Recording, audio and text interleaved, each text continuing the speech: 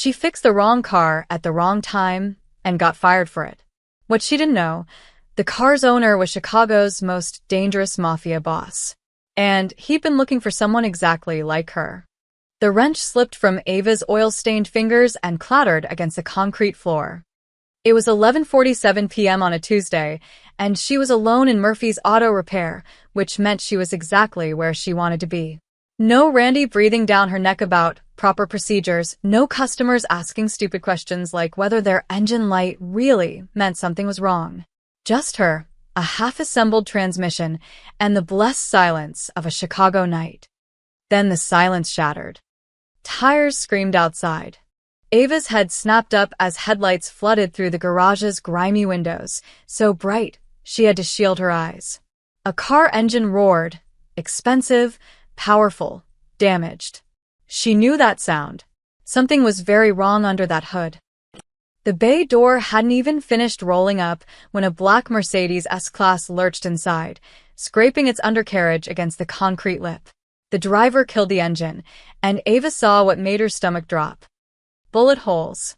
At least a dozen, punched through the passenger side in a tight grouping that could only mean one thing. Someone knew what they were doing. "We need help." Now, the driver's door opened, and a man in a blood-splattered suit stumbled out. He wasn't injured.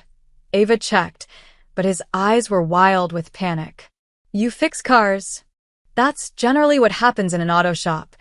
Ava wiped her hands on her coveralls and approached the Mercedes. Her brain was already running calculations. What happened? Can you fix it or not? Depends what's wrong with it. 3 more men emerged from the shadows of the car. They all wore dark suits. They all had the same hard look in their eyes. And they were all watching her with an intensity that made the fluorescent lights feel too bright, too exposing. This was not a normal Tuesday. Ava had grown up in Southside Chicago. She knew what mob cars looked like. She knew what mob guys looked like.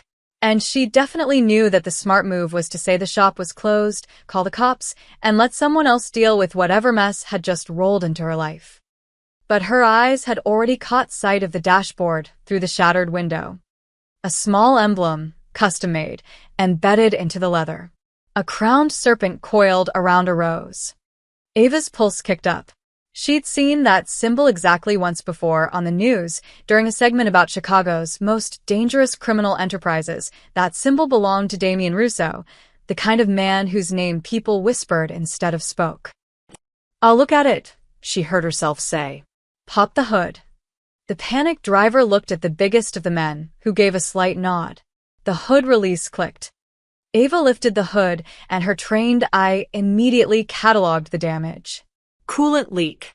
Radiator puncture from a bullet. Serpentine belt nearly severed. But the engine was still intact, and that wasn't what was keeping this car from starting. She leaned in deeper, following the ignition wiring with her flashlight. Then she saw it. A secondary wire, professional grade, spliced into the ignition system.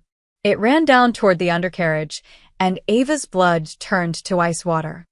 "Everyone step back," she said quietly. "What?"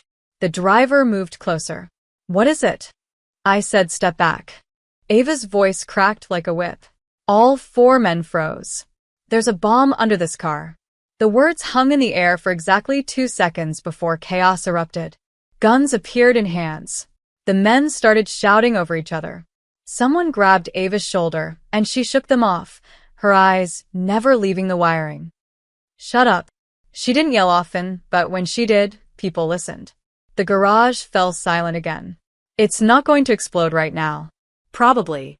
But if anyone tries to start this engine, the secondary ignition will complete a circuit that runs to..." She crouched down and shined her light under the chassis. "Yeah, there it is. C4, maybe 2 pounds, mounted to the fuel tank." "Can you disarm it?" The biggest man's voice was surprisingly calm. "Can I?" Ava laughed, a slightly hysterical sound. "I'm a mechanic, not a bomb tech. But you understand how it works." She did. God help her, she did. Ava had always been good with systems, with understanding how things connected. Engines, electrical grids, computer networks. If it had parts that worked together, she could figure it out. And this bomb wasn't complicated. It was elegant, actually, brutal in its simplicity. "If I disconnect the wrong wire first, it'll blow," she said. "If I disconnect the right wire first, it's just an expensive paperweight. What are the odds you disconnect the right wire?" Ava looked at him. Really looked at him. He was older than the others, maybe 45, with silver threading through his dark hair. His suit probably cost more than her car. And his eyes were the coldest things she'd ever seen. 70%, she said. "That's not good enough." "Then call the bomb squad." Ava stood up and crossed her arms. "I'm sure they'd love to have a chat with you guys while they're here." The men exchanged glances. The big one's jaw tightened. "What do you need?" he finally asked. "Wire cutters, electrical tape, and everyone to shut up and let me think." For the next 43 minutes, Ava forgot to be terrified. This was just another problem to solve, another system to understand. She traced every wire, followed every connection, and built a mental map of how the bomb maker's mind had worked. They'd been smart. The obvious wire to cut was the red one running to the blasting cap. But that red wire was the trigger. Cut it, and the circuit completed through a backup system. The real kill switch was hidden behind the false choice, a thin blue wire that looked like part of the car's original wiring. Ava's hand didn't shake when she cut it. The Mercedes gave a soft click. Nothing exploded. Someone behind her let out a breath they'd been holding for 3 minutes. "It's safe," Ava said. She suddenly felt exhausted. "The bomb's still there, but it's dead. You'll need professionals to remove it." The big man stepped forward and extended his hand. "You saved lives tonight. That won't be forgotten." Ava didn't take his hand. She was already calculating what she'd just done, what she'd just witnessed, and how badly this could go wrong. "You were never here," she said. "I never saw this car. We're clear?" Crystal. 5 minutes later, the Mercedes rolled back out into the night, quiet and smooth as a shark. Ava watched until the taillights disappeared, then lowered the bay door and locked it. Her hands started shaking then. She sat down hard on her rolling stool and put her head between her knees, breathing carefully. She'd just saved a mob boss's life. She'd just interfered in gang warfare. She'd just made the biggest mistake of her career. The next morning, Randy fired her. "You did what?" Her boss's face had gone purple. "You worked on that car?" "Ava, are you insane?" "I fixed a mechanical problem." Ava kept her voice level even though she wanted to scream. "That's literally my job." "Your job is to do what I tell you to do." Randy was pacing now, running his hands through his thinning hair. "That symbol, Ava. Do you have any idea whose car that was?" "A customer's. Damien Russo's." Randy actually looked scared. "The Damien Russo. And now he knows about the shop, about us, about—" He stopped pacing and pointed at the door. "You're done. Pack your tools. Get out." "Are you serious?" Ava stood up. "You're firing me because I saved people's lives." "I'm firing you because you touched something you should have never touched." Randy's voice dropped to a hiss. "People who get involved with men like Russo end up dead, Ava. I have a family." "I can't," he shook his head. "Just go. I'll mail your last check." Ava wanted to argue. She wanted to point out that she'd carried the shop for 3 years, that half their repeat customers came specifically to see her, that Randy couldn't even diagnose a misfire without her help. But the fear in his eyes stopped her. Randy wasn't just scared of Russo. He was scared of her now, of what she represented. She'd crossed a line, and in his mind, she'd become dangerous by association. "Fine." Ava grabbed her toolbox, the good one, the one her dad had given her before he died. "Good luck finding someone else who can fix what I fix." She walked out into the Chicago morning, unemployed, furious, and completely unaware that in a glass tower across town, Damien Russo was reviewing security footage of his car repair. And he was very interested in the woman who'd seen what his own people had missed. Damien Russo didn't believe in coincidences. He stood in his private garage beneath the Chicago financial district, watching his head of security, Marcus, and 2 tech specialists crawl over the Mercedes like ants on a corpse. The morning sun hadn't even cleared the skyline yet, but Damien had been awake for hours. Men in his position didn't sleep well. Men in his position who'd almost been blown apart the night before didn't sleep at all.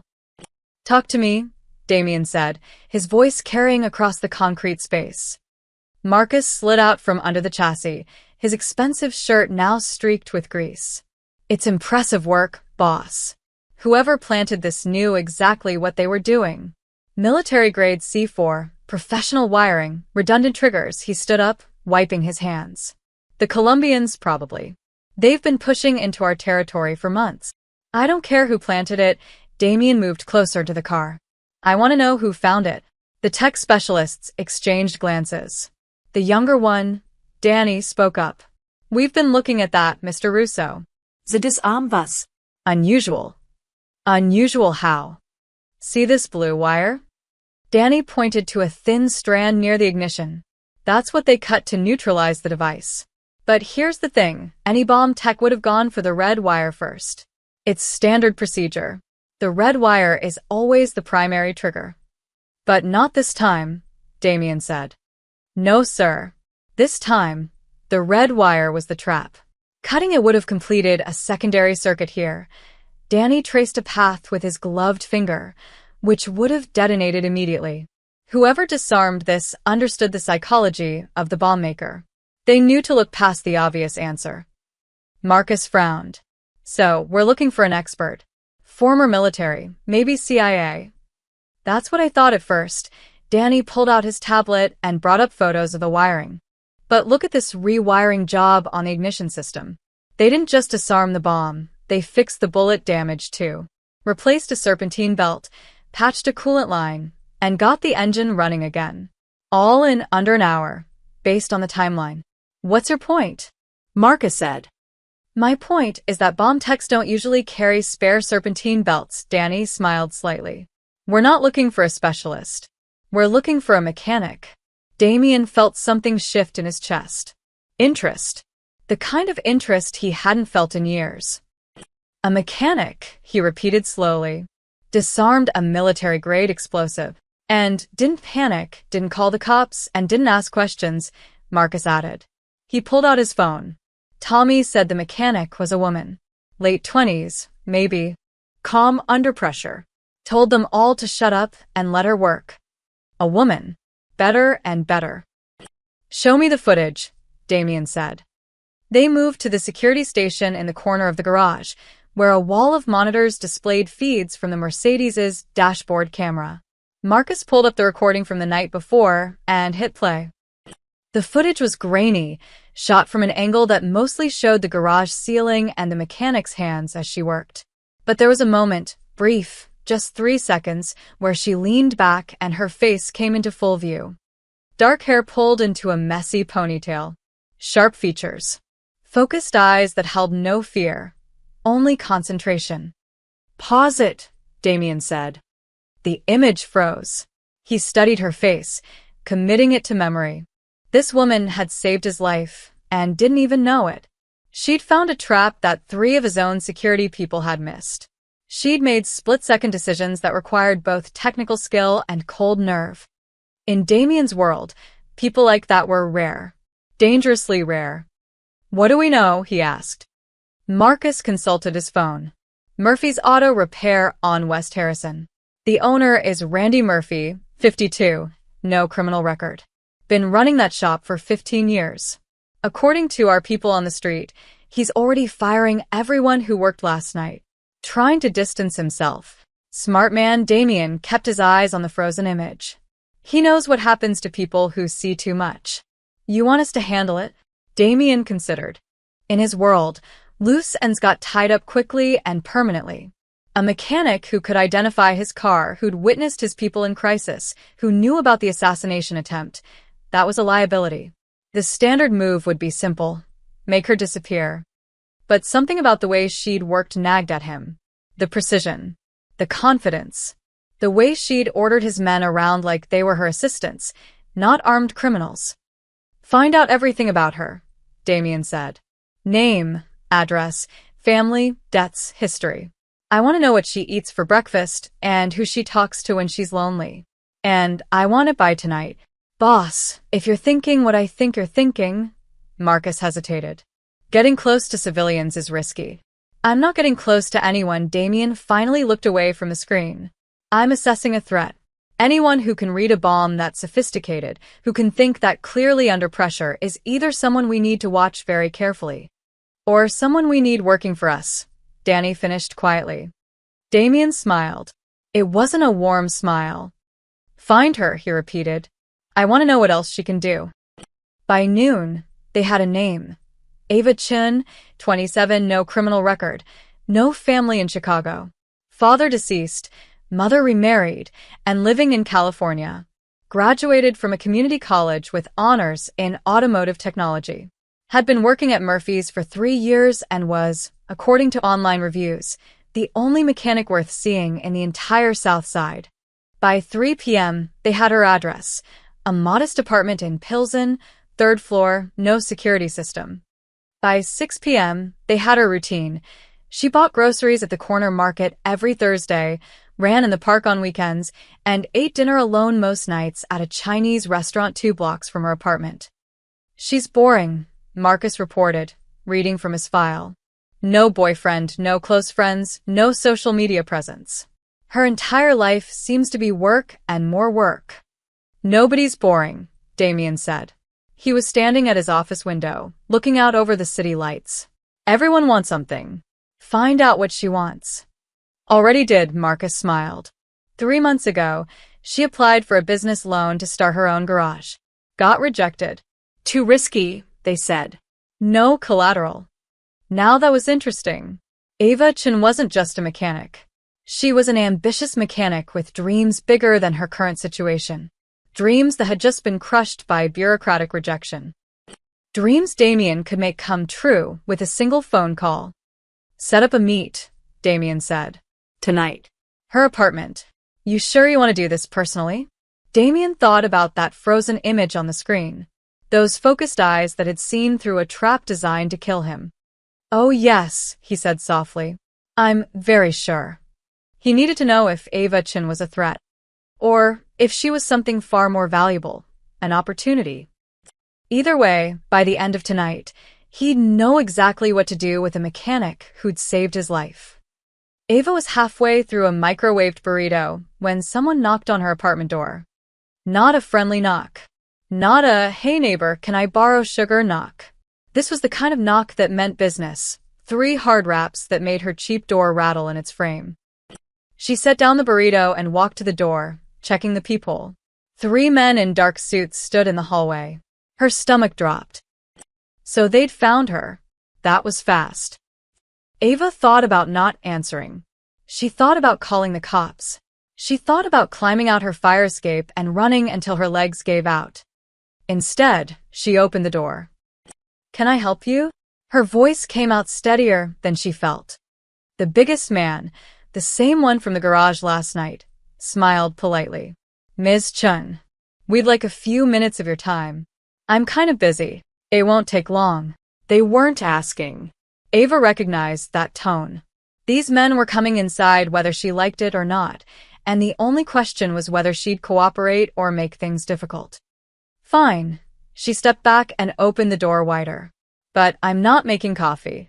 3 men entered her small apartment, bringing with them the smell of expensive cologne and the weight of barely contained violence. They spread out naturally, checking corners, assessing exits. Professional. Then a 4th man stepped through the doorway, and Ava's breath caught. She'd expected thugs. Muscle. The kind of guys who solve problems with baseball bats and shallow graves. She hadn't expected him. Damien Russo looked like he'd walked out of a magazine ad for watches that cost more than cars. Tailored charcoal suit. Dark hair touched with silver at the temples. He moved with the kind of confidence that came from never being told no, and his eyes, cold and intelligent, swept over her apartment in 2 seconds, cataloging everything. When those eyes landed on her, Ava felt pinned like a butterfly under glass. Miss Chun, his voice was smooth, cultured. Thank you for seeing us. Did I have a choice? A smile flickered across his face. There's always a choice. Sometimes the alternatives just aren't very appealing. He gestured to her worn couch. May I sit? It's your city, apparently. He sat, crossing one leg over the other with casual elegance. The big man, Marcus, she remembered, stationed himself by the door. The other two melted into the background like shadows. You know who I am, Damien said. It wasn't a question. I know whose car I worked on last night, and yet you opened the door. That's either very brave or very stupid. Ava remained standing, arms crossed. Maybe I'm just practical. If you wanted me dead, you wouldn't knock first. True, Damien studied her with those calculating eyes. Tell me about the bomb. What about it? How did you know which wire to cut? Ava shrugged. I followed the circuit. The red wire looked obvious, which meant it wasn't. The blue wire was hidden, integrated into the car's original wiring. That's where the real kill switch was. My explosives expert said any bomb tech would have cut the red wire first. Then your explosives expert thinks like everyone else. The person who built that bomb wasn't everyone else. They were smart. So I had to be smarter. Something shifted in Damien's expression. Interest sharp and focused. You're not afraid of me, he observed. I'm terrified of you, Ava corrected. But fear doesn't help me think clearly, so I'm setting it aside for now. We can both panic later if needed. Marcus made a sound that might have been a suppressed laugh. Damien's smile grew slightly wider. Marcus, Damien said without looking away from Ava. Tell Miss Chin your theory about the ignition rewiring. The big man cleared his throat. The way you bypassed the damaged starter solenoid. You rerouted through the secondary relay system. Smart work. It was adequate work, Ava said. But you missed something. The relay system I used has a voltage tolerance issue. In about 200 miles, maybe less, that connection is going to fry. You'll need to replace the entire ignition module. Marcus's face went blank. I didn't catch that. Obviously, Ava looked at Damien. You should probably get that fixed before your next dramatic escape. The room went very quiet. One of the shadow men shifted position.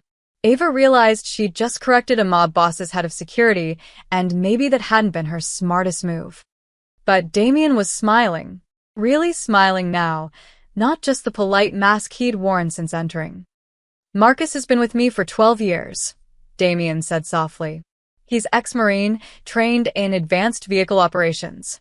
And you just schooled him on electrical systems. It's not personal. I've just spent more time under hoods than most people. Clearly, Damien stood up, smoothing his suit jacket. The movement was fluid, controlled. He walked closer to Ava, stopping just inside her personal space. She held her ground. Tell me something, Miss Chun. Why didn't you call the police last night? And tell them what? That I helped criminals escape after someone tried to blow them up? That's called aiding and abetting. Plus, Ava met his eyes directly. I'm pretty sure your reach extends into the Chicago PD. I'd be dead before the report was filed. Smart and cynical. I like that. Damien tilted his head slightly. You applied for a business loan 3 months ago. Your own garage. They rejected you. The change of subject threw her. How did you? She stopped. Of course he knew. He probably knew everything about her by now. Yes. They said I was too risky. But you're not. You're highly skilled, dedicated, and from what I can see, you have excellent instincts. He paused. You just lack capital. And connections. Ava's heart started beating faster. She knew where this was going, and every instinct screamed at her to say no before he even asked. I'm not interested in working for you, she said quickly. I haven't offered you anything yet. You're about to. And the answer is no. I fix cars, Mr. Russo. I don't want any part of whatever world you operate in. The world I operate in, Damien said quietly, is the only world that exists. Everything else is pretend. At least I'm honest about how power works. He reached into his jacket. Marcus tensed, hand moving toward his concealed weapon, and pulled out a business card. Plain white, embossed lettering, just a phone number. People who notice things like you do, Damien said, pressing the card into her hand, usually don't stay unnoticed for long. The Colombians know someone interfered with their assassination attempt. They're going to investigate.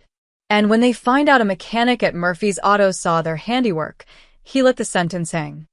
Are you threatening me? I'm stating facts. His voice was gentle, almost kind, which somehow made it worse.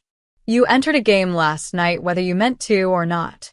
The only question now is whether you're going to survive it alone, or with someone powerful enough to protect you. He stepped back, buttoning his jacket. Think about it, Ms. Chun. But don't think too long. People in your position rarely have that luxury. Then he was moving toward the door, his men falling in behind him like a choreographed dance. Marcus gave her a slight nod. Was that respect? Before following. Damien paused in the doorway and looked back. Oh, and Miss Chin? Thank you. For last night. I don't forget debts. Then they were gone, leaving Ava alone in her apartment with a business card burning in her hand and the terrible knowledge that he was right. She'd entered a game. And she had no idea how to get out. 3 days after Damien Russo walked out of her apartment, Ava was still carrying his business card. She hadn't called. She wouldn't call. She'd spent 72 hours convincing herself that his warning was just manipulation, that she'd be fine, that the whole thing would blow over if she kept her head down and stayed invisible. That delusion died on a Thursday night at 9:47 p.m., 2 blocks from her apartment. Ava had stayed late at the public library, using their computers to send out resumes. Without Murphy's as a reference, finding work was proving harder than she'd expected. Nobody wanted a mechanic who'd been fired for mysterious reasons. The street was empty when she stepped out into the October cold. Chicago's night air bit at her face as she walked quickly, hands shoved in her jacket pockets. The streetlights created pools of yellow in the darkness, and Ava kept to the lit areas, hyper-aware of every sound. She'd made it a block and a half when she heard the van. It was moving too slowly, crawling along the curb behind her. No headlights.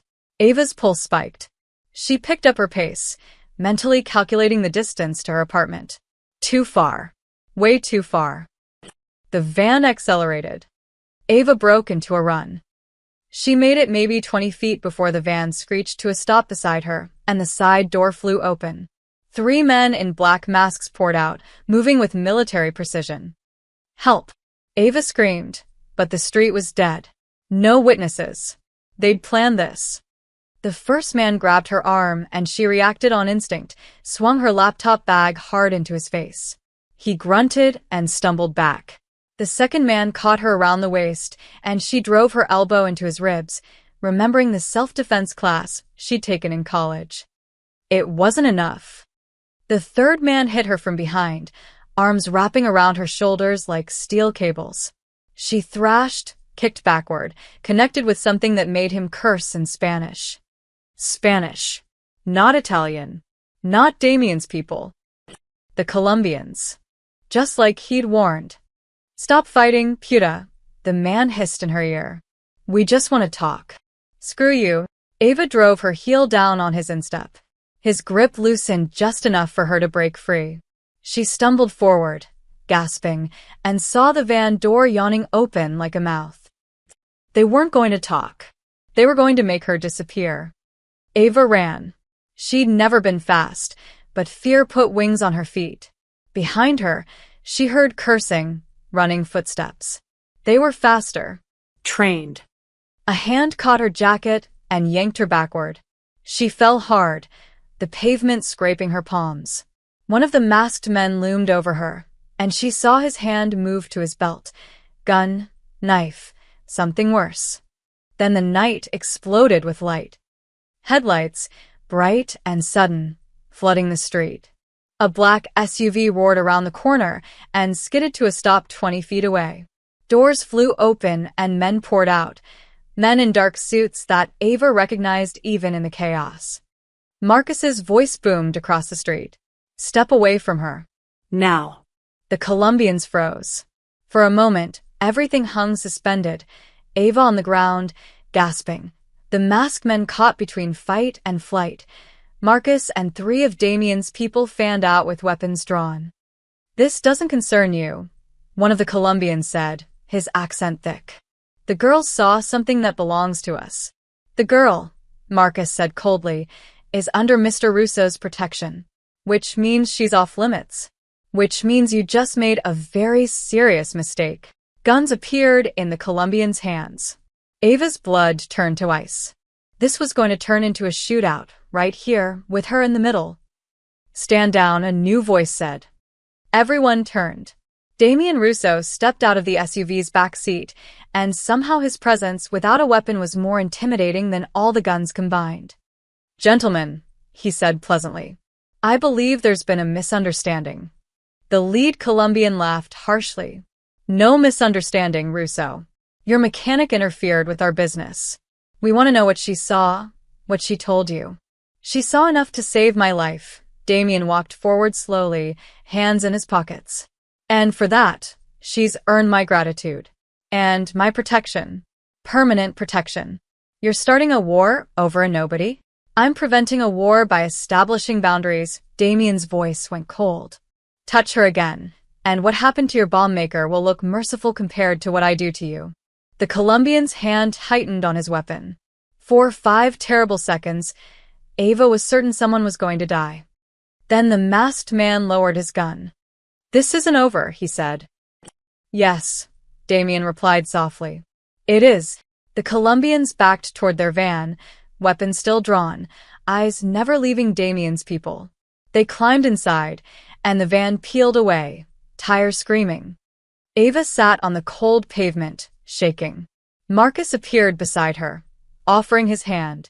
She took it and let him pull her to her feet. You okay? He asked. Define okay, her voice came out shaky. Were you following me? Since the moment you left the library, Marcus's expression was apologetic. Boss's orders. 24-hour protection detail. I didn't ask for protection. You didn't have to, Damien approached, his shoes clicking on the pavement. The moment you disarmed that bomb, you became valuable. And valuable things in this city need protecting. Ava wanted to be angry. She wanted to scream at him for manipulating her life, for proving he'd been right, for making her need him. But her hands were still shaking and her knees felt weak, and the truth was simple. Without him, she'd be in that van right now. Or worse. What happens now? She asked quietly. Now we go somewhere safe while I explain exactly what you've stumbled into. Damien gestured to the SUV. Please, Miss Chun. I promise you're not a prisoner. But staying here isn't an option anymore. Ava looked at her apartment building, just 1 block away. So close to her old life. Her safe, boring, predictable life. She'd never reach it. Not safely. Not anymore. Fine, she said. But I want answers. Real answers. You'll get them. Damien opened the SUV's door himself. I owe you that much. Ava climbed inside, and as the door closed behind her, sealing her into the leather-scented darkness with a man who controlled half of Chicago's underworld, she realized something. She was terrified. But she was also, strangely, curious. The SUV pulled away from the curb, leaving the empty street behind. In the front seat, Marcus made a phone call, his voice low and urgent. Something about securing the location and full perimeter sweep. Ava touched her scraped palms and watched the city, lights blur past. Damien Russo sat across from her, silent and watchful. Where are we going? She finally asked. Somewhere they'll never find you, he said. One of my safe houses. You'll be comfortable there while we sort this out. Sort what out? Damien's eyes caught the passing streetlights, turning them briefly gold. How to keep you alive, he said simply. And how to make sure those men never come near you again. The safe house wasn't what Ava expected. She'd imagined something clinical and cold, bare walls, barred windows, the kind of place where people were hidden away to be forgotten. Instead, the SUV had descended into an underground facility that made her breath catch. It was a garage. A beautiful, state-of-the-art garage that would make any mechanic weep with envy. The space stretched out like a cathedral to automotive engineering, high ceilings, pristine white floors, professional-grade lifts, and a collection of vehicles that belonged in a museum. Ferraris, Lamborghinis, armored SUVs, and several cars Ava couldn't even identify, but desperately wanted to examine. "This is a safe house?" she said, climbing out of the SUV. "It's a facility," Damien corrected, stepping out beside her. "I have several throughout the city. This one happens to house my collection. And my security team's operations center." Marcus led her past rows of gleaming vehicles toward a glass-walled office in the corner. Through the windows, Ava could see monitors, desks, and several people in tactical gear moving with purpose. "You'll stay in the residential quarters upstairs," Damien said. "Comfortable. Private. Everything you need." But Ava wasn't listening. Her eyes had locked onto a black Audi R8 sitting on a nearby lift, partially disassembled. She could see the modifications immediately: armored panels, run-flat tires, what looked like reinforced glass, and a serious problem with the electrical system. "Your alternator housing is cracked," she said, stopping mid-step. Damien followed her gaze. "Excuse me?" "The R8. Whoever did that armor installation didn't account for the additional weight load on the charging system. See that hairline fracture?" Ava pointed. "That's going to fail within 500 miles. Maybe less if you drive hard. You'll lose all electrical power mid-operation. Not ideal if someone's shooting at you." Marcus exchanged a glance with Damien. "Our tech team just finished that modification yesterday. They didn't mention any issues." "That's because they didn't see it." Ava walked closer to the Audi, her professional instincts overriding her fear. "It's subtle, but it's there." One of the techs, a bald man in his 40s wearing a grease-stained shirt, appeared from behind the vehicle. "Who the hell is this?" "Tommy, meet Miss Chun," Marcus said. "She's the mechanic from the other night. The one who found the bomb?" Tommy looked at Ava with new interest. Heard about that. "Nice work." "Thanks. But you might want to check your installation specs." Ava pointed again at the alternator. "The weight distribution is off. You're putting too much stress on the mounting brackets." Tommy's face darkened. "I've been modifying cars for 15 years. I think I know what I'm doing." "Then you know that adding 400 pounds of armor plate changes the center of gravity and increases stress on every system. Your suspension mods are solid, but you forgot to upgrade the charging system to match." Ava crossed her arms. "It's an easy fix. Just needs reinforced housing and maybe a higher output alternator. Otherwise, this is a $30,000 repair waiting to happen." Tommy opened his mouth to argue, then stopped. He moved closer to the Audi, pulling out a flashlight to examine the alternator housing. His expression shifted from defensive to concerned. "Son of a bitch," he muttered. "She's right." "There's a crack forming." Damien's eyebrows rose slightly. Marcus looked impressed. Ava felt a small surge of satisfaction. "What else?" Damien asked quietly. "What? What else is wrong?" He gestured to the garage. "Look around. Tell me what you see." Ava hesitated. This felt like a test, but she'd never been good at keeping her mouth shut when she saw problems that needed fixing. She walked slowly through the garage, her trained eye cataloging modifications and installations. Within minutes, she'd spotted half a dozen issues. The Mercedes over there, the bulletproof glass installation, is creating blind spots in the side mirrors. Dangerous in pursuit situations. The BMW's reinforced door panels are too heavy. They're going to tear the hinges off within a year. And whoever did the fuel tank armor on that Escalade didn't account for heat dissipation. You're one hot day away from a fire hazard. Tommy's jaw had dropped. Marcus was grinning. Two other techs had emerged from the office to listen. The Range Rover's communication system is vulnerable, Ava continued, warming to her subject.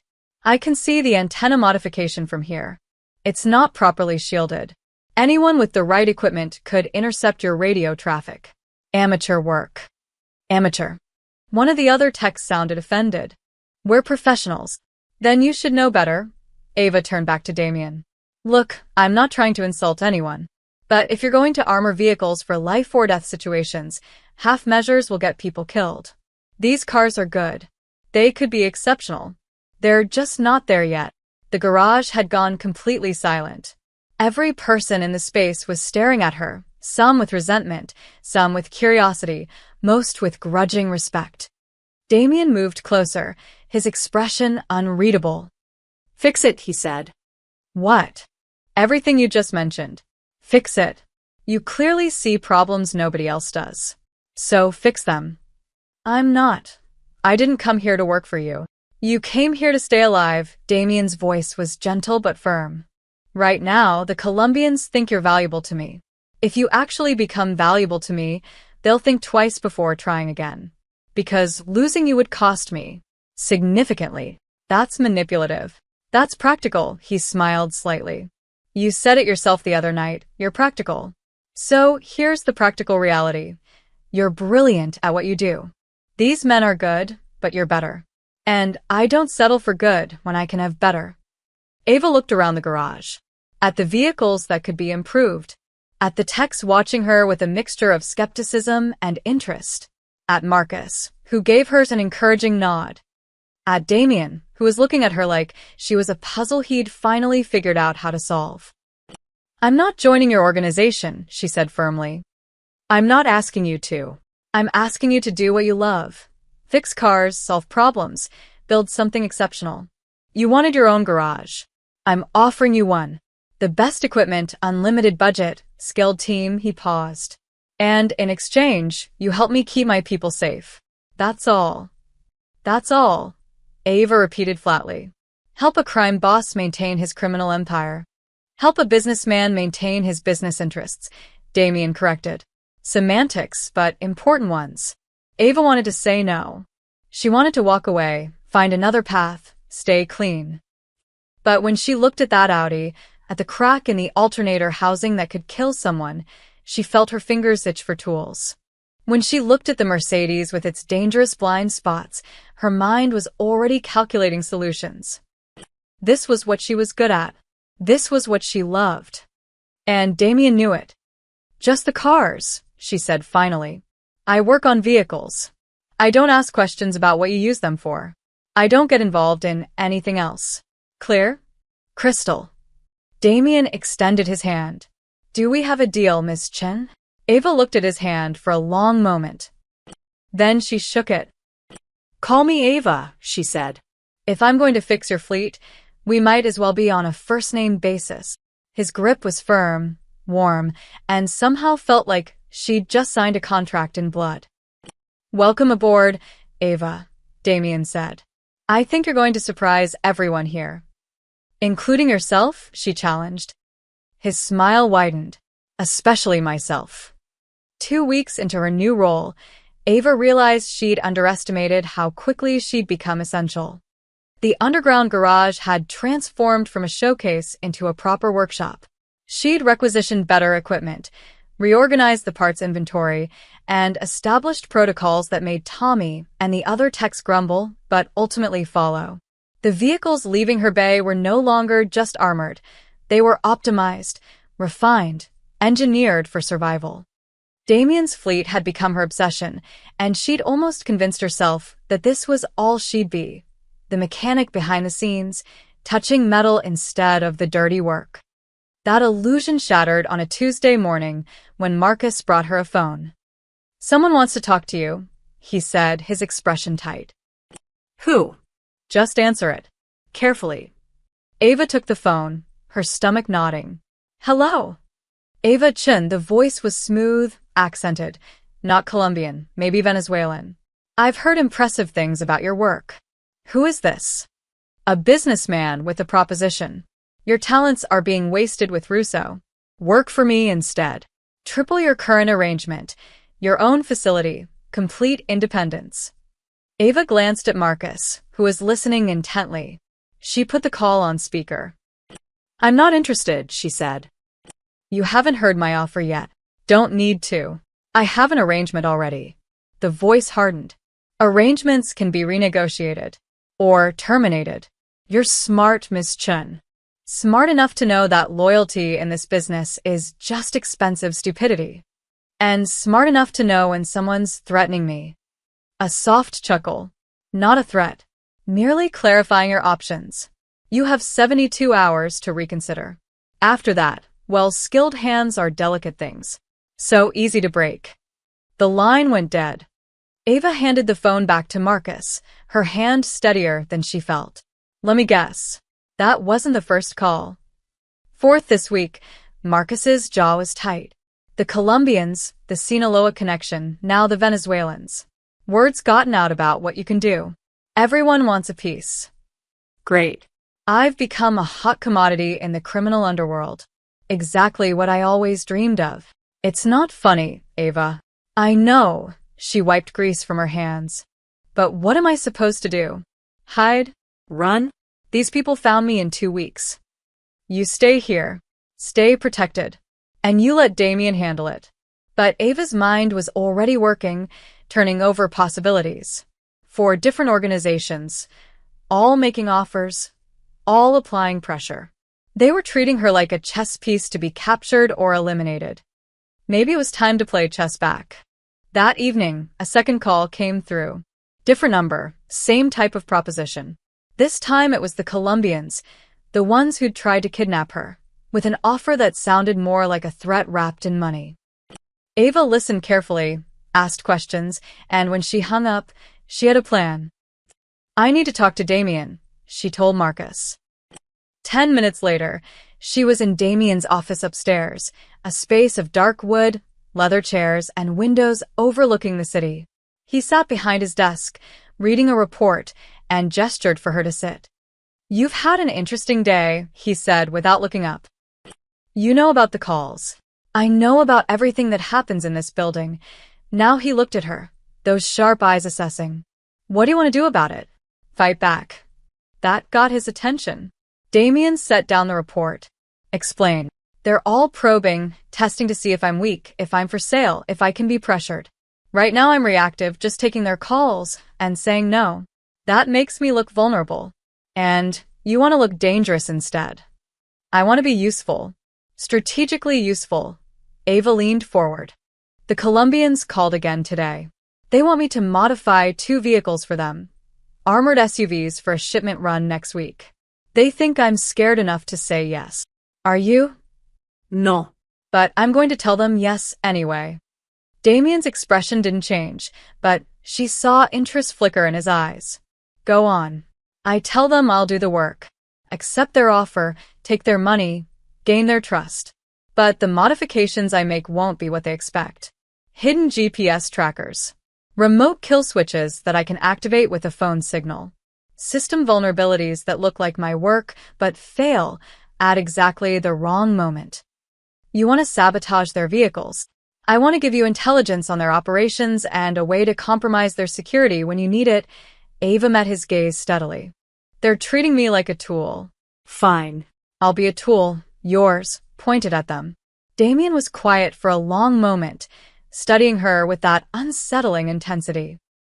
This is dangerous, he finally said. If they discover what you're doing. They won't. I'm good at what I do. And besides, they expect a scared mechanic trying to survive. They'll never suspect I'm playing offense. You realize what you're proposing? This isn't just fixing cars anymore. This is espionage. Sabotage. This is an act of war. They started the war when they tried to kidnap me. Ava's voice was calm, but her eyes were hard. I'm just finishing it. Something shifted in Damien's expression. Respect, maybe, or recognition. He stood and walked to the window, hands in his pockets, looking out at the Chicago skyline. If I authorize this, he said slowly, you become a strategic asset. Not just a mechanic. That means different rules, different risks. Are you prepared for that? I wouldn't suggest it if I wasn't. Damien turned back to face her. Why? You could stay safe, stay in the background. Why volunteer for danger? Ava thought about the attempted kidnapping, the threatening calls, the feeling of being hunted. She thought about Randy firing her out of fear, about loan officers rejecting her dreams because she was too risky. Because I'm tired of being afraid, she said. Because these people think they can push me around, and I'll just take it. Because you gave me a workshop and respect, and I'm not letting anyone take that away. And because, she paused, if I'm going to be in this world anyway, I might as well be good at it. Damien smiled. It was the first genuine smile she'd seen from him, not the polite mask or the calculated charm, but something real. "You're going to be more than good at it," he said. "Marcus, come in here." The door opened immediately. Marcus had obviously been listening outside. "Set it up," Damien ordered. "Ava accepts the Colombian's offer. But from now on, she reports directly to me on all modifications. And I want full security on every vehicle she delivers, surveillance, tracking, the works." "Understood." Marcus looked at Ava with something like admiration. "Welcome to the deep end." After Marcus left, Damien poured 2 glasses of whiskey and handed one to Ava. "To dangerous decisions," he said, raising his glass. "To survival," Ava corrected, clinking her glass against his. The whiskey burned going down, but it felt appropriate. She was burning bridges and building new ones, and there was no going back now. "One question," Damien said. "When did you stop being scared of me?" Ava considered that. "I didn't. But I realized something. You're dangerous, but you're direct. You tell me what you want, what you expect. These other people? They lie, they manipulate, they smile while planning to hurt me." She met his eyes. "If I have to deal with dangerous men, I'd rather deal with honest, dangerous men." "Honest," Damien laughed softly. "That's not a word people usually use to describe me. Then maybe you need better people around you." His smile lingered as he sipped his whiskey. "Maybe I do." Later that night, Ava made the call to the Colombians and accepted their offer. Her voice was nervous, hesitant, exactly what they expected to hear. She was playing a part now, and she discovered she was good at it. The game had begun, and Ava Chin was no longer a pawn. She was a queen, moving in directions no one anticipated. 3 months later, Damien's underground garage looked like something out of a spy movie. Ava stood in the center of her domain, because that's what it had become, her domain, watching Tommy and his team install the latest modification on a black Suburban. The transformation from skeptical resistance to eager cooperation had taken weeks, but once the techs saw what she could do, they'd become her most loyal advocates. "Careful with that panel," she called out. "The magnetic seal needs to be flush or the scanners will pick it up." Tommy gave her a thumbs up. He no longer argued with her. Nobody did. The Suburban was a masterpiece, though you'd never know it by looking. On the surface, it appeared to be a standard armored vehicle. Underneath, it was a fortress on wheels with capabilities that would make intelligence agencies jealous. Hidden compartments built into the door panels and floor, undetectable by X-ray or drug dogs. Anti-pursuit systems that could deploy tire spikes or oil slicks at the touch of a button. Encrypted ignition locks that required both a key and a biometric scan. Run-flat tires filled with self-sealing foam. Bulletproof glass that could withstand repeated assault rifle fire. And that was just the defensive features. "How's the smokescreen system?" Ava asked one of the younger techs, a kid named Ryan who reminded her of herself at 22, hungry to learn, eager to prove himself. "Tested it this morning," Ryan said, grinning. "Deploys in under 2 seconds, fills a city block with thick, white smoke. The thermal cameras can't see through it either." Good. "What about the EMP shielding?" "All critical systems are Faraday caged. You could set off an electromagnetic pulse right next to this thing, and it'd keep running." Ava nodded, satisfied. She'd spent weeks perfecting that modification after reading about how rival gangs were experimenting with EMP devices. Damien's fleet would be immune. "Miss Chun." Marcus appeared at her elbow, his presence as quiet as always. "Boss wants to see you upstairs. Something about the new communication system." Ava wiped her hands on her coveralls and headed for the elevator. The techs had stopped calling her Miss Chun weeks ago. To them, she was just Ava, or sometimes Boss Lady, when they thought she couldn't hear. But Marcus maintained the formality, a sign of respect that felt both flattering and slightly uncomfortable. She found Damien in his office, standing at the window as usual, looking out over Chicago like a king surveying his kingdom, which she supposed he was. "You wanted to see me?" she asked. He turned, and she noticed he was holding a tablet. I've been reviewing the modifications you've made over the past 3 months. Impressive doesn't begin to cover it. Thank you. The Colombians' vehicles failed exactly as you predicted. Both SUVs broke down simultaneously during their shipment run. Our people intercepted the cargo without firing a single shot. He smiled slightly. They think they were hit by bad luck and incompetent mechanics. They have no idea you engineered the whole thing.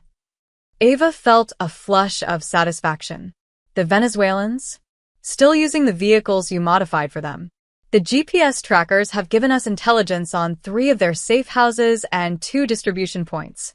When the time comes to move against them, we'll know exactly where to strike. Good. Damien set down the tablet and moved closer. They'd fallen into an easy working relationship over the past months. Professional, respectful, with an undercurrent of something neither of them acknowledged. He treated her as an equal, valued her opinion, and never once made her feel like just another employee. It should have been easier that way. It wasn't. I have a proposition, he said. Another one? A different kind. He pulled up something on his tablet and handed it to her. I'm expanding operations into Detroit and Milwaukee. Both cities need secure transportation, protected facilities. I want you to design the entire vehicle infrastructure from scratch. Unlimited budget, complete creative control. Ava looked at the specifications. 20 vehicles, 2 complete garages, full security systems. It was the kind of project most mechanics dreamed about but never got the chance to do. She hesitated. This is huge. You've earned it. Your work has made my operations 30% more efficient and significantly safer. My people trust the vehicles now because they trust you, he paused. I trust you. Those last 3 words hung in the air between them. In Damien's world, trust was currency more valuable than money. It was the difference between life and death. I'll need 6 months, Ava said, her mind already racing through designs. Maybe 8, depending on supply chains. Take what you need. Damien moved to his desk and pulled out a black credit card. This is yours. No limit, no questions asked. Buy whatever equipment you require, hire any specialists you want. Build me something extraordinary. Ava took the card, feeling its weight. It wasn't just plastic and metal, it was power, responsibility, trust made tangible. There's one more thing, Damien said. His tone had changed, become softer somehow. You've been living in the residential quarters here for 3 months. That was supposed to be temporary.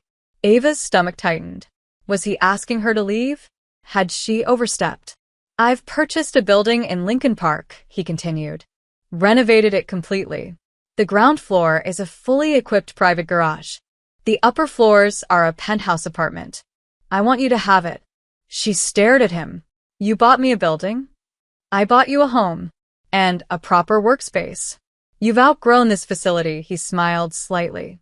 Besides, my people are starting to complain that you've taken over the entire garage.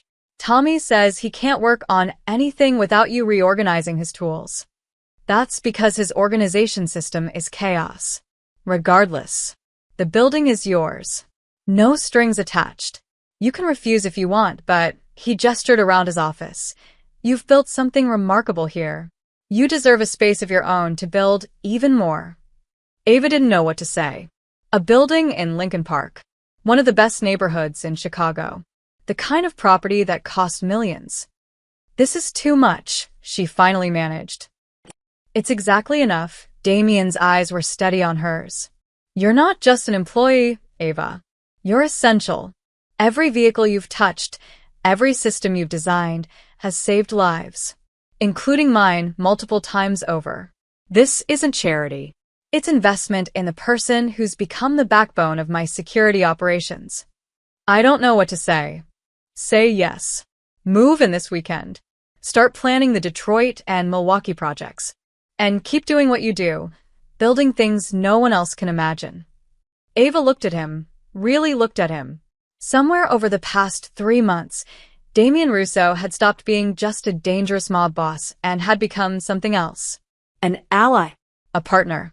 Someone who saw her potential and gave her room to excel. Maybe even a friend, though that word felt both too small and too dangerous to use. Yes, she said quietly. And thank you for all of it. Thank me by continuing to make me look good, he extended his hand. Deal? She shook it, and this time the contact didn't feel like signing a contract in blood. It felt like sealing a partnership built on mutual respect and shared goals. Deal, Ava said. As she left his office and rode the elevator back down to the garage, she realized something had shifted. She wasn't just surviving anymore. She wasn't just adapting to this dangerous new world. She was thriving in it. And the woman who'd been fired for fixing the wrong car had become the person everyone in Damien Russo's organization depended on to keep them alive. The Tex looked up as she entered the garage, waiting for instructions, ready to follow her lead. All right, people, Ava called out, rolling up her sleeves. Let's talk about the Detroit project. We're building 20 vehicles that will make everything we've done so far look like practice. I want everyone's best ideas on my desk by tomorrow morning. The team erupted in excited chatter. Tommy grinned at her like a proud parent. And in his office upstairs, Damien Russo watched the security feed of his garage with a slight smile, knowing he'd made the right choice when he decided to protect her instead of eliminate her. She'd become irreplaceable. And in his business, irreplaceable meant invaluable. The call came at 2:47 a.m. on a Saturday. Ava was in her new Lincoln Park garage, working late because she couldn't sleep when her phone lit up with Damien's personal number. She answered immediately. There's a problem, his voice was calm but tight. I'm heading to a meeting on the south side. Intelligence suggests the Sinaloa crew might try something. Which vehicle are you taking? The new Escalade. The one you finished last week. Ava's pulse quickened. That Escalade had every modification she'd perfected over the past months. It was a rolling fortress, the pinnacle of her work. If there was ever a time to test her designs under real combat conditions, this was it. I'm coming, she said, already grabbing her jacket. Ava, no. It's too dangerous. That's my work out there. If something goes wrong, I need to see why. She was already heading for her own car, a modified BMW she'd been tinkering with. Where's the meeting? A pause. Then, Industrial District, near the old steel mills. But Ava, I'll stay back. Just. Let me monitor. Please. Another pause. Fine. But you stay a minimum of 2 blocks away. Marcus will send you the coordinates. 20 minutes later, Ava was parked in the shadows of an abandoned warehouse, her laptop open on the passenger seat. She'd built diagnostic links into all of Damien's vehicles, direct feeds to every system, every sensor, every camera. On her screen, she could see exactly what the Escalade was seeing. The convoy was 3 vehicles, the Escalade in the center, 2 armored Suburbans flanking it. Marcus was driving the lead Suburban. Damien rode in the Escalade's back seat, his face visible on the interior camera feed.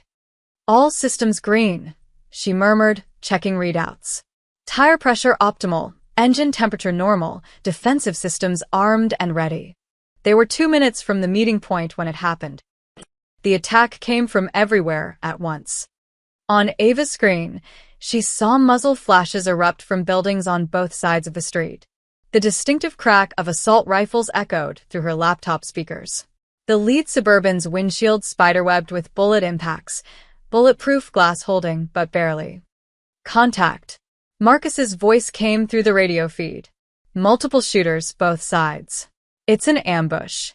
More vehicles appeared, blocking the road ahead and behind. At least 8 of them. Professional positions. This wasn't a random hit. It was a coordinated military-style operation. They'd planned to trap the convoy and overwhelm it with firepower. They had no idea what they were dealing with. Defensive systems activating, Ava heard one of Damien's men say. She watched her screen as the vehicle's automated responses kicked in. The lead Suburban deployed smoke canisters, filling the street with thick white clouds that thermal cameras couldn't penetrate. The rear Suburban activated its tire spike system. Tungsten spikes shot out behind it, shredding the wheels of 2 pursuing vehicles that skidded out of control and crashed. But the ambushers had planned for basic defenses. They kept firing, coordinating their assault, moving to surround the convoy. Then Ava's work really came into play. The Escalade's sensors detected the pattern of gunfire and automatically activated the directional countermeasures. Small charges mounted in the undercarriage fired outward, not explosions, but concussive bursts that sent debris flying back toward the shooters. 2 gunmen dropped, hit by their own ricocheting bullets and shrapnel. "What the hell was that?" someone shouted over the radio. "That was Ava," Marcus said, and despite the situation, Ava heard admiration in his voice. The ambushers tried to press their advantage, moving in closer. A technical truck with a mounted machine gun roared forward, aiming directly at the Escalade. The Escalade's automated targeting system identified the threat. A panel on the roof opened and a high-intensity strobe light activated, flooding the machine gunner's position with blinding pulses designed to trigger vertigo and disorientation. The gunner stumbled, lost his grip, and the technicals swerved wildly before crashing into a parked car. "They're breaking formation," Marcus called out. "Push through." The convoy accelerated. The Escalade's run-flat tires absorbed a dozen more bullet hits without losing pressure. The self-sealing fuel tanks prevented any leaks despite punctures. The EMP-shielded electronics kept every system running even when someone tried to disable the vehicles with an electromagnetic pulse device. Ava watched her screens, her heart pounding, as her months of work proved itself in real time. An RPG round streaked toward the rear Suburban.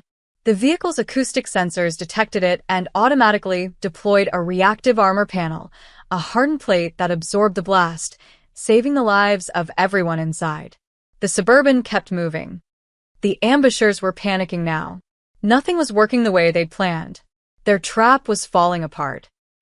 "Escape route activated," one of the drivers called out. The Escalade's navigation system, pre-programmed with multiple emergency routes, guided them through a series of back alleys that Ava had personally mapped.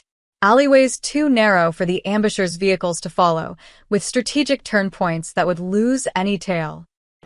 Within 3 minutes, the convoy had vanished into the Chicago night, leaving behind a street full of crashed vehicles, wounded ambushers, and confusion. Ava sat in her car, staring at her laptop screen, her hands shaking from adrenaline. Every system had worked perfectly. Every modification had done exactly what she designed it to do. Her vehicles had turned a death trap into an embarrassing failure for the attackers. Her phone rang. "Damien." "That was extraordinary," he said without preamble. "Every single defense system performed flawlessly. They threw everything at us, and we didn't lose a single person. Any damage to the vehicles? Cosmetic only." The Escalade took 47 bullet hits and kept running like nothing happened. Marcus says it's the most impressive defensive driving he's ever experienced, and he spent 10 years in Force Recon. Ava let out a breath she didn't know she'd been holding. Good. That's really good. The Sinaloa crew is going to have questions. Big questions about how we survived an ambush that should have killed us all. His voice held a note of satisfaction. Word is going to spread, Ava, about the vehicles, about what they can do. About the mechanic who built them, she said quietly. About the ghost mechanic who makes my fleet untouchable. By morning, the story had spread through Chicago's underworld like wildfire. Damien Russo's convoy had survived a coordinated ambush by 20 armed men with military weapons. Not just survived, they'd escaped without a single casualty while the attackers suffered 8 wounded and 5 totaled vehicles. The vehicles had defended themselves. Used weapons no one knew they had. Disappeared like smoke. And everyone wanted to know, who was building these machines? Marcus brought Ava the street intel reports 3 days later. She read them in her Lincoln Park garage, a cup of coffee growing cold in her hand. "They're calling you the ghost mechanic," Marcus said. "Nobody knows your name yet, but everyone knows Russo has someone making his vehicles invincible. 3 different organizations have reached out trying to hire you away. 2 have put prices on information about who you are." "That's wonderful," Ava said dryly. "Now I'm valuable and hunted. That's what happens when you build things that change the game, Marcus smiled slightly. But you should know, Damien's put the word out. Anyone who touches you, anyone who even threatens you, they're declaring war on him personally. You've got the full weight of his protection now. Ava thought about that. About how far she'd come from the frightened mechanic who disarmed a bomb in Randy's garage. About how she'd gone from fired and forgotten to essential and protected. The ghost mechanic, she repeated. I kind of like that. You should. You've become a legend in 3 months. There are mechanics across the city trying to figure out how you did what you did. None of them will even come close. Because none of them had her vision. None of them saw vehicles as living systems that could adapt and defend. None of them had spent months perfecting every detail, anticipating every threat. The ambush had been her final exam. And she'd passed with flying colors. What's next? Marcus asked. Ava smiled and turned back to her workbench, where blueprints for the Detroit project were spread out. What's next? Marcus asked. Ava smiled and turned back to her workbench, where blueprints for the Detroit project were spread out. Next, she said, we make the legend even better. The mistake was thinking her new building made her safe. Ava realized this at 11:15 p.m. on a Thursday, when the power to her entire building cut out simultaneously. Not a brownout. Not a circuit failure. A coordinated shutdown that killed the lights, the security system, and the reinforced electronic locks on her garage door. She was reaching for her phone when they came through the service entrance. 4 men in tactical gear, moving with professional precision. They had night vision goggles and suppressed weapons. One grabbed her from behind while another jammed something against her neck, a stun device that sent electricity coursing through her body. Ava dropped, muscles spasming, unable to scream. They zip-tied her wrists and ankles, threw a hood over her head, and carried her out like a piece of cargo. The whole operation took less than 90 seconds. She'd planned for many things. Not this. When the hood came off, Ava found herself in what looked like an abandoned factory. Rusted machinery loomed in the shadows. The smell of oil and decay filled her nostrils. Her hands were still bound, secured to a metal chair bolted to the floor. A man stepped into the light. Mid-40s, expensive suit incongruous with the surroundings, cold eyes that reminded her of a shark. She didn't recognize him, but she knew the type. Miss Chen, he said pleasantly. I apologize for the dramatic entrance, but you've been very difficult to reach through conventional channels. Who are you? Someone who lost 8 men and 5 vehicles because of your clever little toys. His pleasant tone evaporated. The Sinaloa cartel doesn't appreciate being embarrassed. We want to know how Russo's vehicles work, and you're going to tell us. Ava's mind raced, cataloging options. The building was isolated. No one had seen them bring her in. Her phone was gone. No one knew she was here. Except. She thought about the wrench in her back pocket. The one she carried everywhere, her father's old torque wrench, with the worn grip. The one she'd modified 3 weeks ago after the ambush, paranoid about exactly this scenario. If it was still there, Damien would find her. If not, she'd have to buy time. I'm not telling you anything, Ava said. The man smiled. I thought you might say that. We have ways of encouraging cooperation. He gestured, and one of his men produced a laptop, setting it on a makeshift table. The screen showed schematics, rough, incomplete, but recognizable. They'd gotten hold of one of Damien's vehicles and started reverse engineering it. We've figured out some of it, the man continued. The armor plating, the run-flat tires, the basic defensive systems. But there are components we can't understand. Circuits that seem to serve no purpose. Systems that activate in patterns we can't predict. Because they were designed that way, Ava thought. Layers within layers, redundancies disguised as failures, traps hidden in plain sight. Tell us how it works, he said. Or, we start breaking fingers until you do. Ava looked at him steadily. You can break whatever you want. But if you think I'm going to hand you the keys to Damien Russo's entire security infrastructure, you're stupider than you look. His hand moved fast, striking her across the face. Pain exploded in her cheek. She tasted blood. Wrong answer, he said. It's the only answer you're getting. He nodded to one of his men, who stepped forward with pliers. Ava's heart hammered, but she kept her face neutral. Buy time. That was all she could do. Then her captor's phone rang. He answered it, listened, and his face went pale. What do you mean they found it? How? He looked at Ava, suspicion dawning. Search her. Now. Everything. They found the wrench in her back pocket 30 seconds later. The man held it up, and one of his techs examined it with a scanning device. His face confirmed what Ava already knew. GPS tracker, the tech said. Active signal. Military grade. How long has it been broadcasting?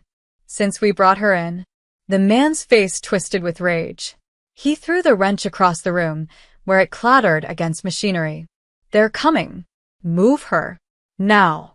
The building's front wall exploded inward. Not literally, no explosives, but 3 SUVs crashed through the rusted metal doors simultaneously, their engines roaring. Headlights flooded the space, blinding everyone. Men poured out, armed and moving with lethal precision. And leading them, stepping out of the center vehicle with a gun in his hand and murder in his eyes, was Damien Russo. Let her go, he said quietly. His voice carried across the factory floor, soft but absolutely certain. Now. The Sinaloa men grabbed their weapons, and for a terrible moment Ava thought she'd be caught in a firefight. But Damien's people had already flanked them, cutting off every exit. Laser sights painted red dots on every cartel member. They were outmaneuvered and outgunned. The man who'd struck her made one last desperate move. He pulled a pistol and aimed it at Ava's head. You take one step, he snarled at Damien, and I kill her. Damien didn't hesitate. He raised his own weapon and fired. The shot was perfect, through the man's shoulder, spinning him away from Ava. The pistol clattered to the floor. Before he could recover, Marcus was there, driving him down, securing him with brutal efficiency. The other cartel men dropped their weapons. The fight was over before it began. Damien crossed to Ava in 3 strides. He holstered his weapon and produced a knife, cutting through the zip ties with quick, efficient movements. His hands were steady, but she could see tension in every line of his body. Are you hurt? He asked. Nothing permanent. Her voice came out steadier than she felt. How did you find me so fast? The tracker in your wrench. I've been monitoring it since you added it. When it started moving at 11:17 p.m., I knew. His eyes met hers, and she saw something in them she'd never seen before. Fear. I thought I might be too late. You weren't. Ava managed to smile despite her split lip.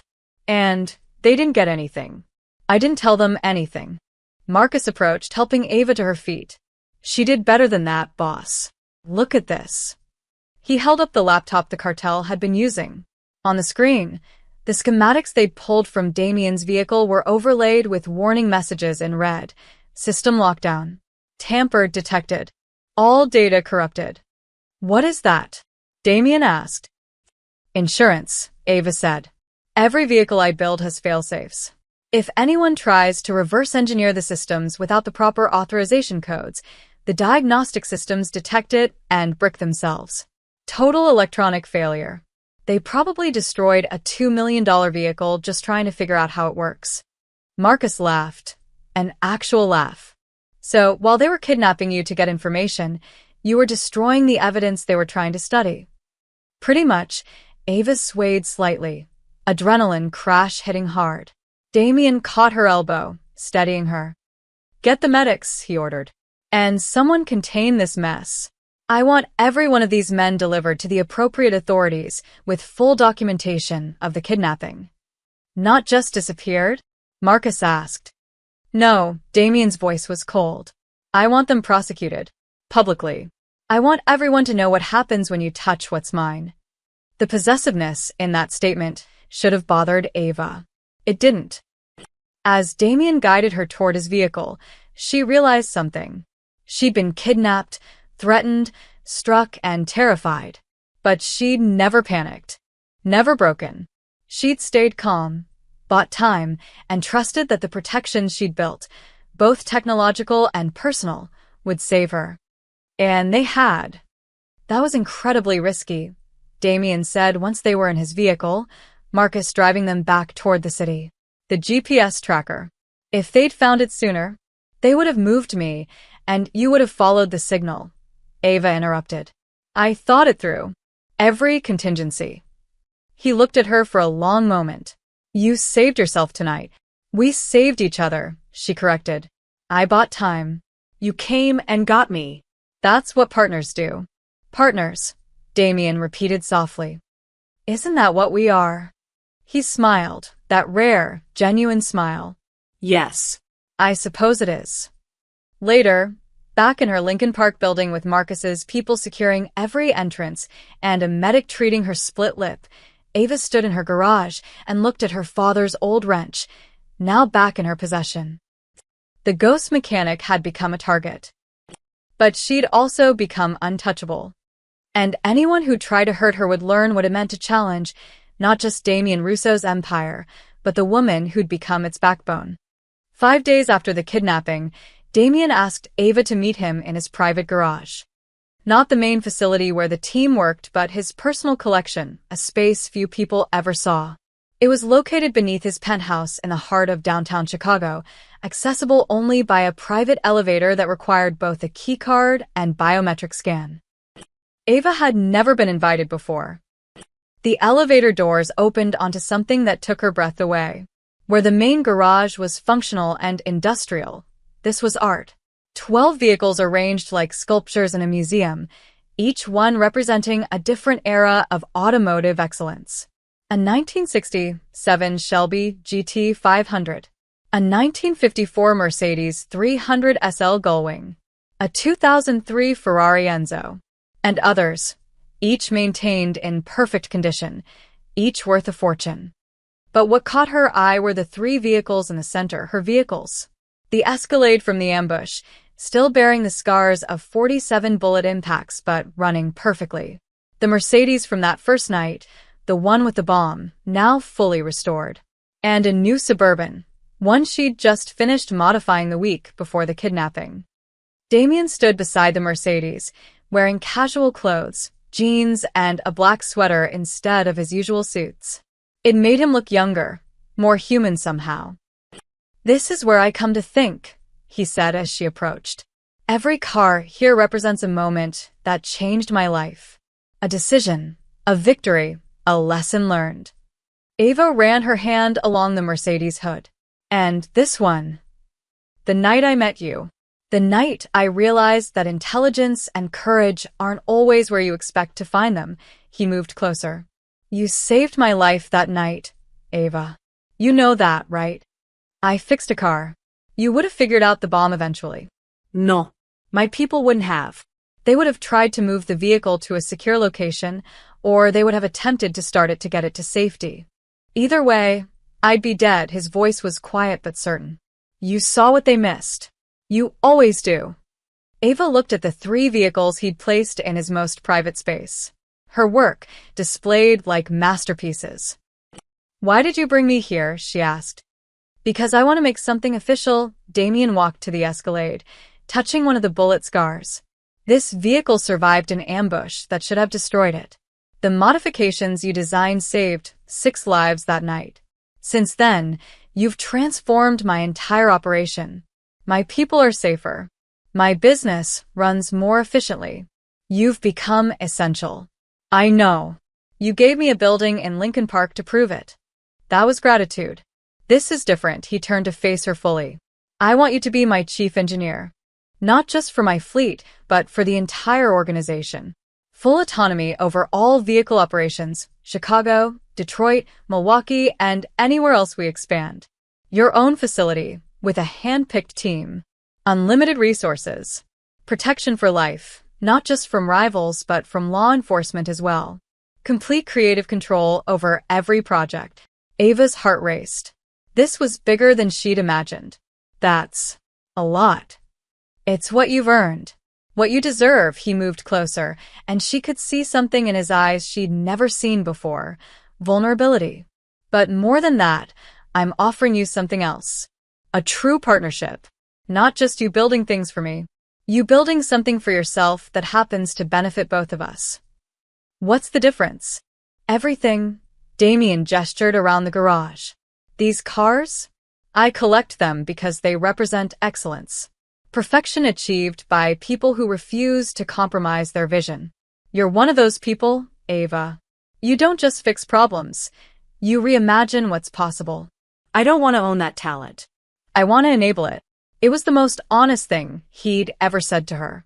No manipulation, no hidden agenda. Just raw recognition of what she was capable of. I need conditions, Ava said. Name them. I want final say on all modifications. If something isn't safe or isn't ready, I won't release it, and no one overrides me. Not even you. Agreed. I want to hire my own team. People I trust, people who share my standards. If anyone doesn't meet those standards, I can fire them without interference. Done. And I want legal protection. Real protection. If something goes wrong, if the law comes after the organization, I want guarantees that I won't be sacrificed to save anyone else. Damien smiled slightly. I have the best lawyers in Chicago on permanent retainer. They'll draw up whatever you need. Immunity agreements, non-disclosure contracts, everything. You'll be as legally protected as I am. Ava took a breath. One more thing. Go on.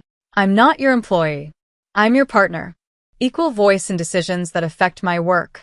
If you want to do something that puts my people or my vehicles at risk, we discuss it first. I get a vote. The garage was silent for a long moment. What Ava was asking for was unprecedented, true equality with one of Chicago's most powerful men. The kind of authority that no one in his organization had, not even Marcus. Damien extended his hand. Partners, he said. Equal voices. I wouldn't have it any other way. Ava looked at his hand, then at his face. He meant it. Every word. For the first time in her life, someone wasn't just recognizing her talent. They were celebrating it, empowering it, trusting her to build something extraordinary without constraints or fear. Randy had fired her for being too capable, too bold. The bank had rejected her for being too risky. Every man in her past had been intimidated by her intelligence, her drive, her refusal to be diminished. But Damien Russo stood before her offering freedom, resources, and respect. She shook his hand. Partners, she agreed. His grip was warm and firm, and this time the handshake felt different from all the others. Not a contract in blood. Not a business transaction. Something deeper. A recognition that they'd both found someone who understood what it meant to refuse compromise, to demand excellence, to build something that mattered. There's one more thing, Damien said, not releasing her hand. I need you to know why I'm doing this. Why I'm offering you everything I'm offering. Because I make your operation more efficient. Because you make it possible. His voice dropped lower, more intimate. Without you, we survive. With you, we excel. But beyond the practical benefits, there's a simpler truth. He paused. I respect you, Ava. More than I've respected anyone in years. You're brilliant, fearless, and you refuse to be anything less than extraordinary. Those are rare qualities. Irreplaceable qualities. Are you saying I'm irreplaceable? She tried to keep her tone light, but her pulse was racing. I'm saying you're invaluable. And I protect what's invaluable. They stood there in the garage, hands still clasped, surrounded by machines they'd built together, each one a testament to what they could accomplish when brilliance met opportunity. When do I start? Ava asked. You already have. You started the night you cut that blue wire and saved my life. Everything since then has been building to this moment. He released her hand finally, and they both stepped back, the professional distance reasserting itself. But something had shifted between them, something neither of them was quite ready to name. I'll have the contracts drawn up tomorrow, Damien said. Take your time reviewing them. Make any changes you want. I will. And Ava? Thank you for saying yes, for trusting me.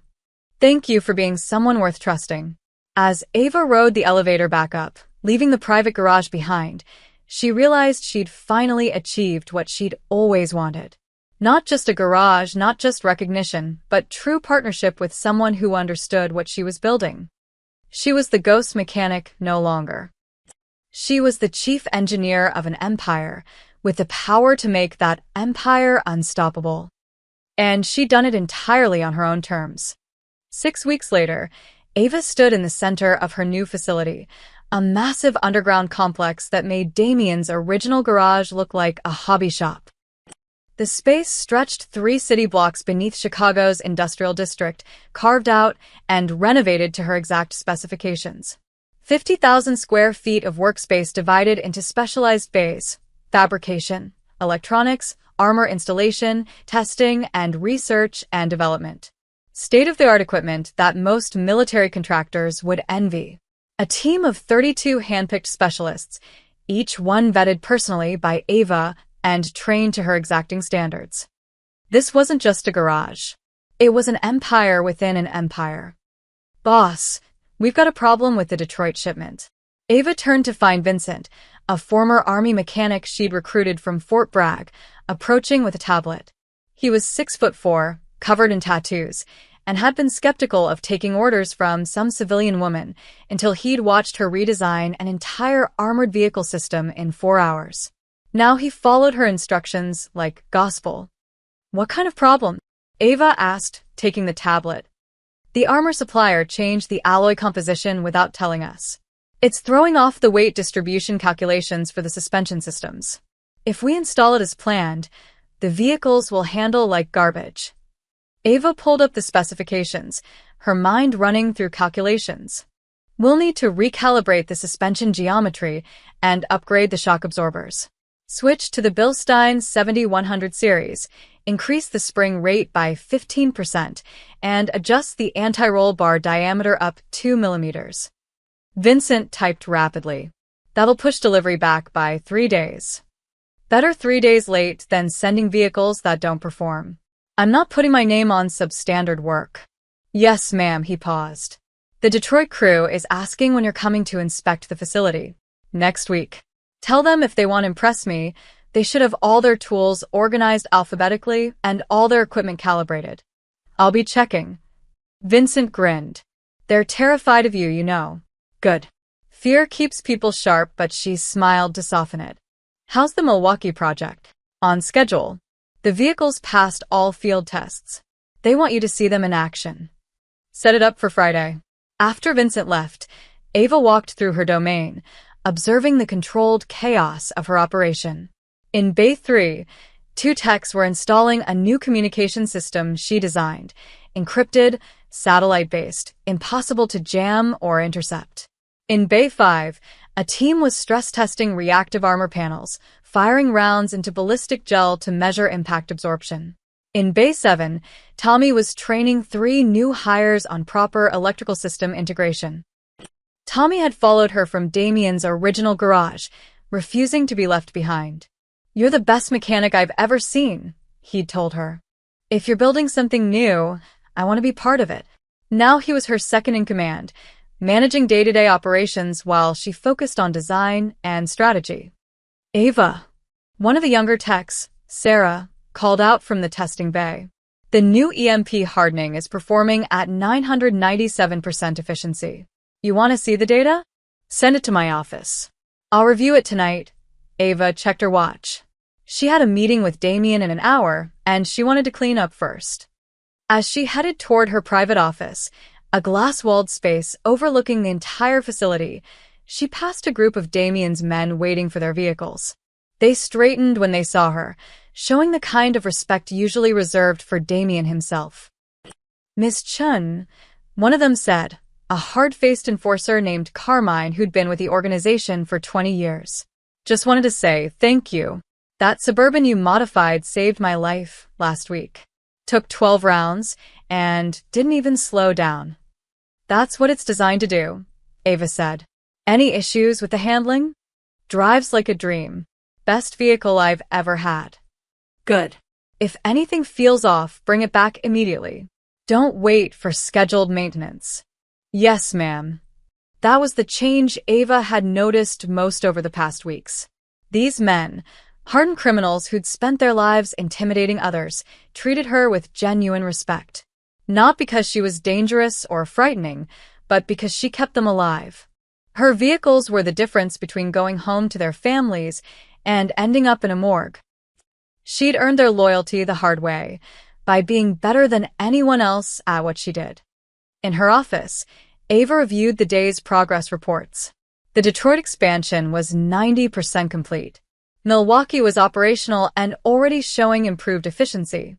2 new cities, St. Louis and Indianapolis, had requested her services, willing to pay premium prices for vehicles built to her standards.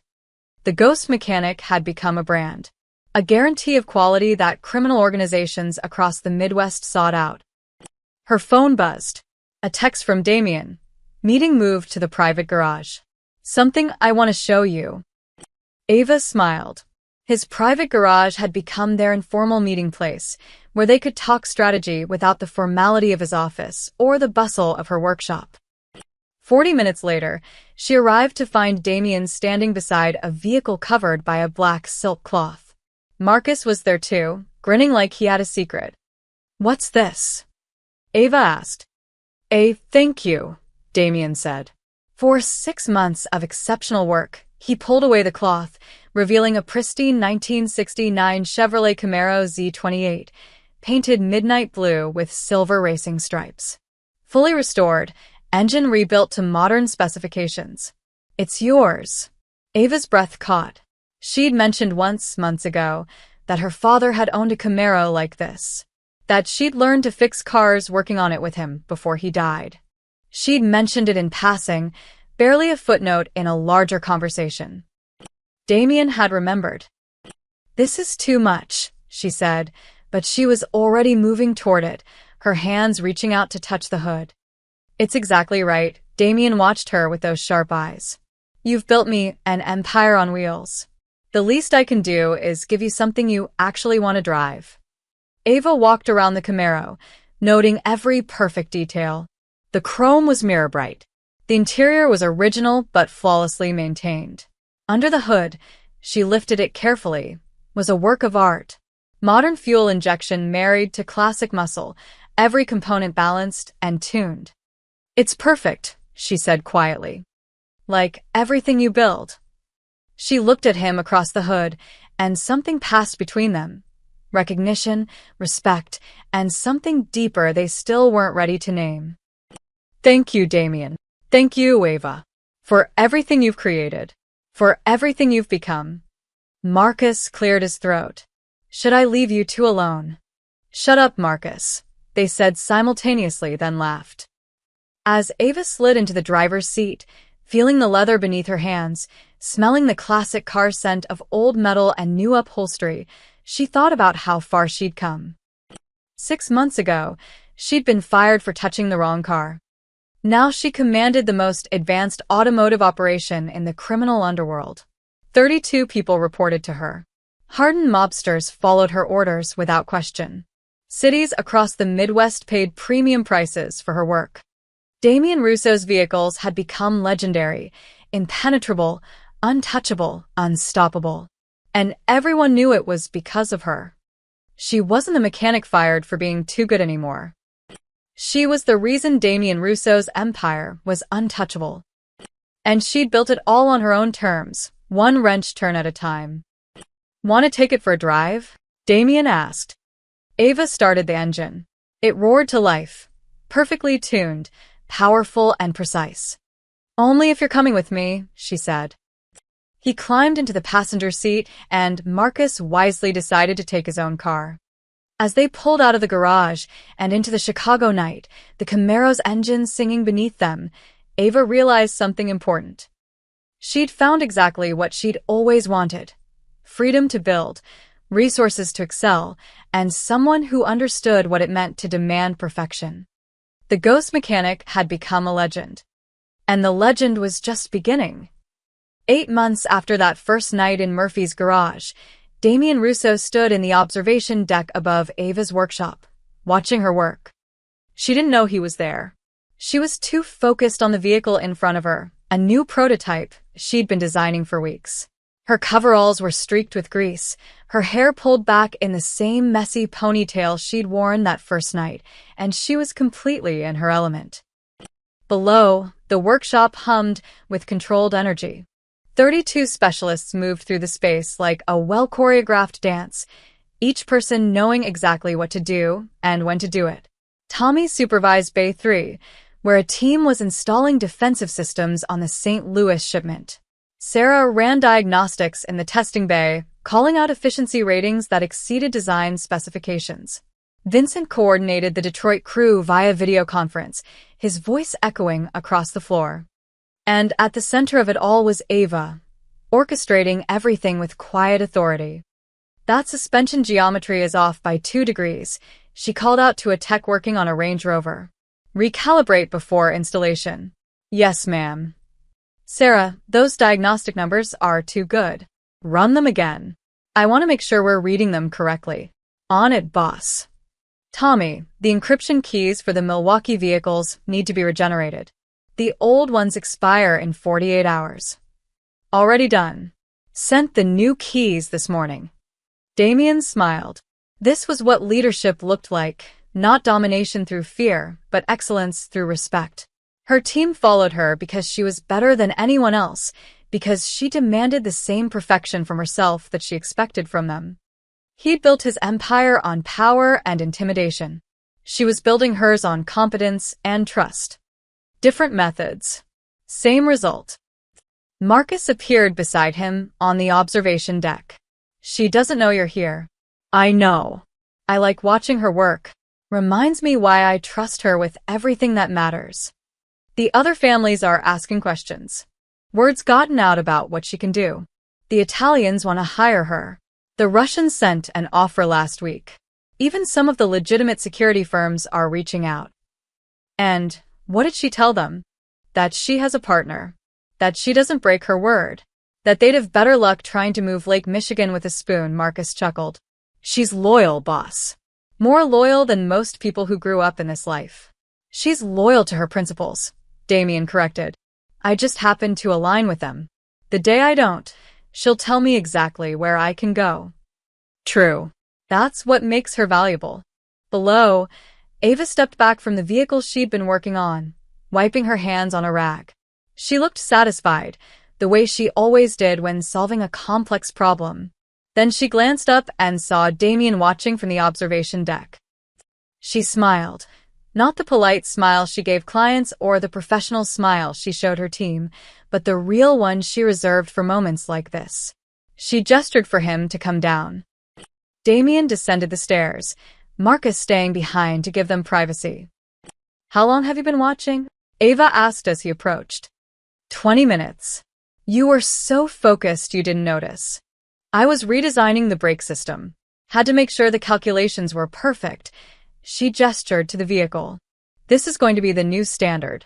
Everything I've learned from the past 8 months, all in one package. Damien walked around the car, noting the subtle improvements only someone who knew her work would recognize. You've come a long way from that night in Murphy's garage. We both have. Ava leaned against her workbench, studying him. When you first showed up at my apartment, I thought you were going to kill me or force me to work for you. Never imagined we'd end up here. Here being? Partners. Equals. Building something that actually matters, she paused. I never thanked you properly for that. For seeing what I could be instead of just what I could do for you. I saw someone who refused to be limited by fear or circumstance. That's rare. Worth protecting. Worth investing in. He moved closer.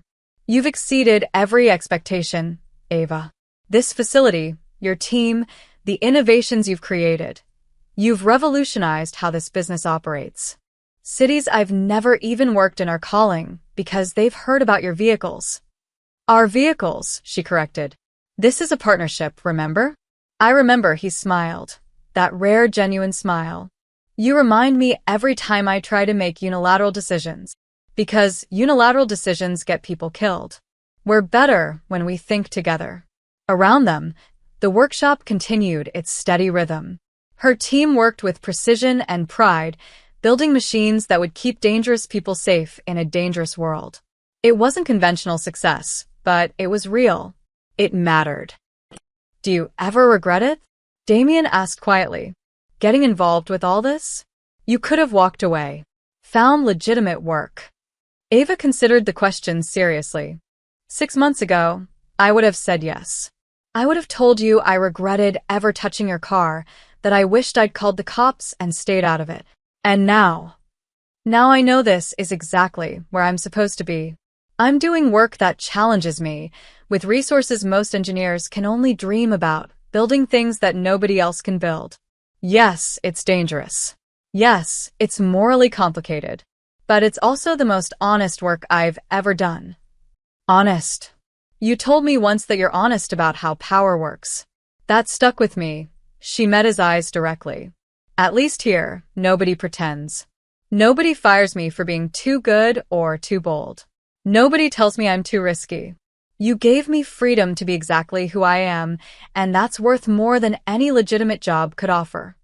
Damien reached out and tucked a loose strand of hair behind her ear, a gesture so natural and intimate that neither of them questioned it.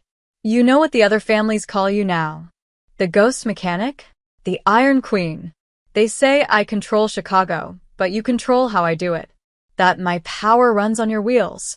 Ava laughed. Dramatic. I like it. It's accurate.